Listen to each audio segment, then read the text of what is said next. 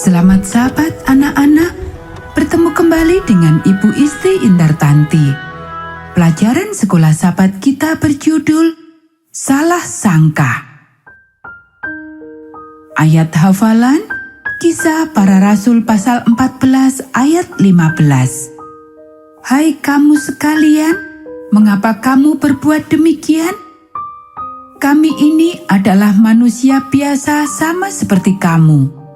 Kami ada di sini untuk memberitakan Injil kepada kamu, supaya kamu meninggalkan perbuatan sia-sia ini dan berbalik kepada Allah yang hidup, yang telah menjadikan langit dan bumi, laut dan segala isinya.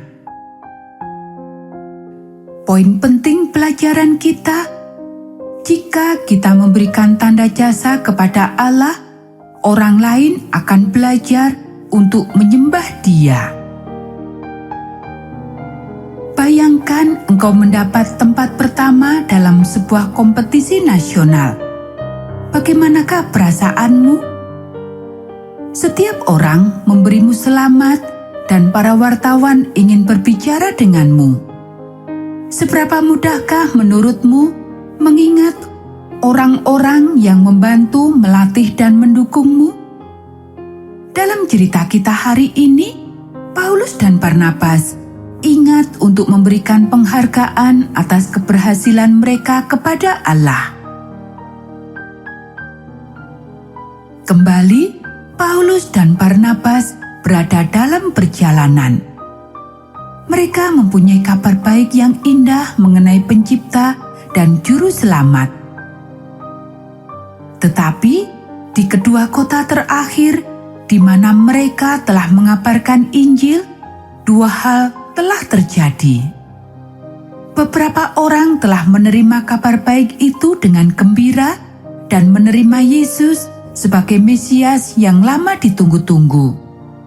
Tetapi yang lain tidak menerima Dia dan menyebabkan banyak masalah kepada mereka yang menerima.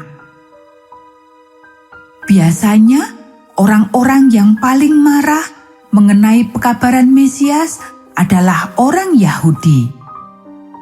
Kali ini, ketika kedua orang itu mengadakan perjalanan, mereka memutuskan untuk pergi ke suatu tempat untuk mengabar Injil di mana tidak terdapat orang-orang Yahudi yang akan menentang mereka. Mereka memilih pergi ke Listra, di mana sebagian besar orang berbakti dalam sebuah kuil yang diberikan untuk dewa bernama Yupiter. Seperti biasa, kedua orang itu dikelilingi oleh kerumunan orang yang ingin mendengarkan pekabaran mereka. Pada awalnya, mereka selalu mendapatkan perhatian banyak orang. Tidak terlalu banyak hal menarik terjadi di kota kecil seperti Listra. Setiap orang keluar melihat apa yang dibicarakan atau dijual oleh pendatang baru. Paulus memperhatikan sekitarnya sambil mengkhotbahkan mengenai Allah yang menciptakan matahari, bulan, bintang, dan keajaiban-keajaiban alam lainnya. Paulus senang karena mampu memperkenalkan orang-orang ini kepada konsep Allah Sang Pencipta untuk pertama kalinya. Ia melanjutkan kepada topik Allah sebagai penyembuh. Ketika Paulus melihat wajah yang bersemangat menolehnya, sepasang mata itu menarik perhatiannya. Seorang laki-laki sedang duduk di atas tanah di dekat keramaian orang.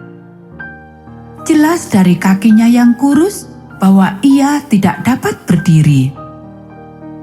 Barangkali ia tidak pernah berdiri atau berjalan seumur hidupnya. Setiap kali Paulus melihat mata orang lumpuh itu, seolah-olah Allah memberinya petunjuk bahwa ia ini merupakan orang percaya yang memiliki hati yang tulus. Paulus merasa simpati untuk orang itu dan menghentikan khotbahnya. Ia menatap mata yang bersemangat itu dan berkata, "Berdirilah dan berjalanlah." Tanpa ragu, orang lumpuh itu berdiri dan mulai berjalan ke sana kemari. Orang-orang di sekitarnya terpesona. Kemudian sebuah suara dari kerumunan mulai bernyanyi dalam bahasa mereka. Dewa-dewa telah turun dalam rupa manusia. Dewa-dewa telah turun dalam rupa manusia. Satu suara menyusul yang lainnya mengikuti nyanyian itu, dan segera semua orang menari-nari bersama orang lumpuh itu.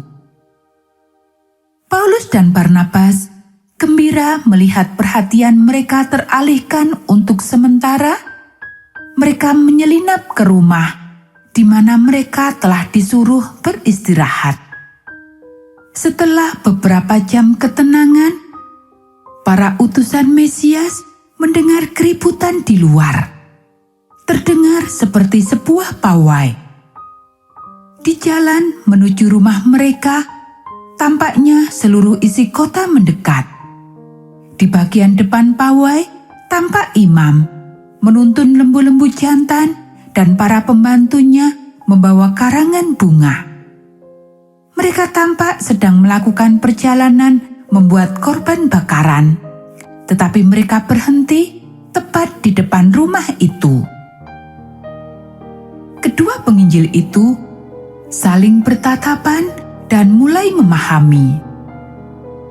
Itu adalah nyanyian yang sama yang mereka terus nyanyikan sejak orang lumpuh itu sembuh. Dewa-dewa telah datang dalam rupa manusia. "Oh tidak," Paulus berseru dan berlari ke arah pintu, mengoyak kainnya dengan gemetar. Barnabas di dekatnya. "Jangan, berhenti, kami bukan dewa." Paulus lari menghampiri orang-orang itu. Suara-suara itu bertambah keras. "Mengapa kalian melakukan ini?" Ia terus berteriak mengganggu. Orang-orang itu mulai diam. Paulus dengan cepat melanjutkan selagi ia mendapat perhatian mereka sejenak. "Kami ini manusia sama seperti kalian. Alasan mengapa kami membawa pekabaran kepada kalian adalah karena kami ingin kalian sadar dan menyembah kepada Allah yang benar, yang telah menciptakan kita semua, yang telah menyembuhkan kita semua, yang telah menyelamatkan kita semua. Ia telah memberikan kita semua hal yang baik. Lihatlah panen yang baik. Lihatlah pohon-pohon yang berbuah. Itu semua pemberian dari kebaikannya. Kami bukan dewa." Orang-orang itu tampaknya tidak percaya, tetapi mereka menghentikan persiapan korban persembahan mereka. Paulus dan Barnabas terus berbicara kepada mereka dan mencoba meyakinkan mereka bahwa penyembuh yang sesungguhnya adalah Allah di surga. Mereka hanyalah utusannya. Hidup itu aneh. Di kedua kota terakhir, mereka dituduh sebagai pembuat masalah. Di sini, mereka dihormati sebagai dewa. Mereka harus mengingat untuk mempercayai Allah yang memberikan kekuatan dalam situasi buruk dan memberikan kemuliaannya di saat yang baik.